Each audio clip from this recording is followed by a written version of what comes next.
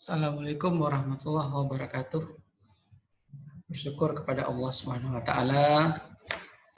Salawat dan salam Allahumma shalli ala Muhammad wa ala ali Muhammad. Pada video kali ini kita akan mengupas tentang kompetensi pedagogi.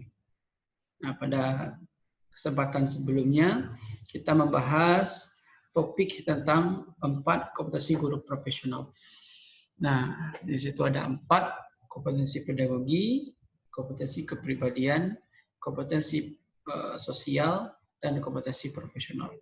Sekarang kita kupas kompetensi pedagogi. Memang videonya singkat karena kita hanya pengantar saja, namun dari tahap ke tahap per video nanti kita akan kupas secara lebih detail. Nah, jadi kompetensi pedagogi ini memang menjadi suatu kompetensi yang sangat penting mestinya dimiliki oleh seorang pendidik. Karena inilah yang menjadi suatu pembeda antara profesi seorang guru, seorang pendidik dengan profesi yang lainnya. Namun tidak menutup kemungkinan ya, profesi apapun itu mestinya juga mampu menguasai pedagogi ini. Karena secara konsep pedagogi ini berkaitan bagaimana pengelolaan pembelajaran. Nah, kalau kita lihat manusia sebagai makhluk sosial, apalagi dalam suatu organisasi sederhana di rumah misalkan, dalam berkeluarga, tentu orang tua mestinya mampu mendidik anak. Nah, gitu juga kompetensi pedagogi ini mestinya setiap orang tua mengetahui agar pendidikan pertama di rumah itu dapat terlaksana sesuai dengan yang semestinya. Nah, dalam kompetensi pedagogi ini, itu ada beberapa indikator yang menyatakan bahwa kompetensi itu terpenuhi. Itu ada banyak. Anda bisa searching nanti di internet, baik itu di buku, di jurnal, gitu kan. Nah, kompetensi pedagogi ini, yang pertama itu, guru mesti mengetahui karakteristik peserta didik. Nah, jadi indikator pertama dari kompetensi pedagogi itu mengetahui karakteristiknya, agar nantinya si guru ini dia dapat melihat kondisi si siswa ini, mengidentifikasi karakteristik siswa ini. Sehingga di kelas itu, atau walaupun secara online nantinya, itu bisa diperhatikan. Siswa ini seperti ini. Dia misalkan, belajar senang berkelompok, senang sendiri. Nah, itu mesti dilihat di situ. Guru mesti paham masalah-masalah seperti ini. Nah, guru mesti memastikan bahwa setiap siswa itu dia memiliki kesempatan yang sama di kelas. Nah, jadi tidak ada guru yang pilih kasih di kelas ini. Nah, itu. Dia mesti tahu dulu karakteristik siswa. Nah, guru dapat memberikan kesempatan mengatur kelas, gitu kan? Nah, itu menjadi sesuatu yang sangat penting bagi seorang guru. Nah, guru juga mampu nantinya mengontrol perilaku dari siswa itu. Berdasarkan pandangannya di depan, karakteristik dari tadi itu. Kalau seperti siswanya suka berkelompok, ya kita buat berkelompok. Namun ini perlu adanya kolaborasi di situ. Diberikan tugas mandiri, diberikan tugas kelompok. Nah, guru juga melihat di situ bagaimana mengembangkan potensi siswa, sesuai bakat, sesuai minat. Nah, karena kita mengenal karakteristik siswa terlebih dahulu. Nah, selanjutnya ada kelemahan-kelemahan yang ada pada siswa ini, ada kelemahan yang dimiliki oleh siswa yang lain, ada kelebihan di sini. Nah, itu bagaimana guru mengkoordinirnya, sehingga di kelas itu tidak begitu nampak yang menonjol dan tidak begitu nampak yang pemalas misalkan. Sehingga di kelas itu Misalnya kan kalau yang pintar, dia sering bertanya atau yang aktif di kelas, guru senang dengan hal itu.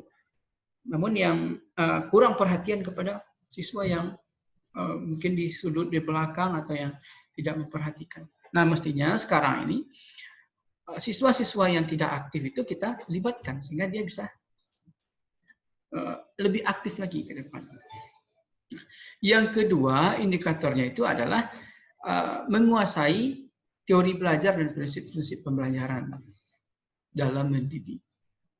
Nah, contohnya seperti ini. Guru memberikan kesempatan kepada peserta didik, kepada siswa ini, untuk terlibat aktif dalam belajar. Pada dasarnya yang belajar itu kan siswa. Guru itu kan bagaimana memfasilitasi proses pembelajaran itu, memotivasi dia, mengarahkan dia, sehingga pembelajaran itu sampai. Yang kedua, ini bagaimana seorang guru itu selalu dia memastikan tingkat pemahaman peserta didik itu meningkat. Jangan sampai nanti pembicaraan sudah panjang lebar, tapi ternyata si siswa tidak paham ternyata. Nah, perlu adanya pertanyaan-pertanyaan ringan kepada siswa itu. Nah, terus bagaimana seorang guru itu menjelaskan pelaksanaan kegiatan pembelajaran, gitu kan? Ini loh tahapannya seperti ini. Nah, itu penting sekali disampaikan oleh seorang guru. Nah, guru menggunakan berbagai teknik. Jadi beragam siswa ini beragam karakter, beragam gaya belajar, ya kan? Bagaimana guru memadukan teknik, strategi, metode. Nah, itu mesti dikuasai oleh guru. Kita kompetensi pedagogi. Guru mesti memberikan respon. Nah, kalau ada siswa bertanya seperti ini kan, ada siswa yang menyanggah, ada siswa yang berdebat, bagaimana guru merespon seperti itu? Nah, itu indikator yang kedua. Nah, yang ketiga ada 7 ini. Bagaimana seorang guru itu mampu dia mengembangkan kurikulum. Nah, ini penting. Nah, yang pertama itu tentu perangkat pembelajaran, guru mesti tahu dulu yang namanya silabus, bagaimana mengembangkan silabus, ya kan? Mengembangkan bahan ajar, ya kan? Medianya, ya kan? Terus memilih materi-materi pembelajaran yang sesuai dengan tujuan pembelajaran. Yang tepat, kalau bisa yang sesuai dengan kondisi sekarang. Nah, ini mesti. Terus yang selanjutnya ada indikator itu, bagaimana kegiatan pembelajaran itu yang benar-benar mendidik. Sehingga aktivitas yang dilakukan oleh guru dan siswa di kelas itu mampu mengarahkan sesuai dengan rancangan yang ada. Terus aktivitas itu mampu mendukung proses pembelajaran dan bagaimana menyikapi permasalahan-permasalahan yang sesuai dengan kondisi yang sebenarnya. Nah, itu. Ini mesti dikuasai oleh guru. Ini banyak sebenarnya indikatornya. Terus indikator yang kelima, bagaimana seorang guru itu mampu mengembangkan potensi peserta didik. Mulai dari melihat hasil di proses, setelah itu guru mengkondisikan bagaimana menganalisis hasil belajar itu. Guru merancang dan guru mendorong peserta didik untuk belajar sesuai dengan kecakapannya. Pola kita masing-masing. Nah, kalau nanti bikin tugas seperti ini, kita berikan kesempatan untuk berkelompok, kita berikan kesempatan untuk belajar mandiri, gitu kan. Nah, gitu. Terus indikator berikutnya adalah komunikasi dengan peserta didik. Walaupun ada kompetensi kepribadian dan sosial yang membahas tentang komunikasi ini, tapi di kompetensi pedagogi, bagaimana guru menggunakan pertanyaan untuk melihat, untuk mengetahui tingkat pemahaman siswa. Nah, ini di komunikasi ini juga penting. Jadi di tahapan komunikasi ini, bagaimana guru memberikan perhatian, bagaimana guru mendengar pertanyaan siswa, merespon. Nah, ini komunikasi dari guru ini mesti tersusun rapi, mampu mendukung kondisi siswa. sehingga siswa begitu nyaman ketika pelaksanaan atau proses pembelajaran. Nah, terus yang terakhir itu guru mampu melakukan penilaian dan evaluasi. Nah, tentu di sini penggunaan alat evaluasi yang tepat, pengukuran, mulai dari pengukuran yang tepat, penilaian dan evaluasi yang tepat. Nah, di situ dituliskan pada RPP atau silabus atau RPP-nya. Ini loh, yang akan kita ajarkan ini penilaian akhirnya seperti ini. Di situ nampak bagaimana teknik seorang guru itu melakukan penilaian yang tepat. Karena kalau alat ukur tidak tepat, maka yang akan diukur tidak tepat.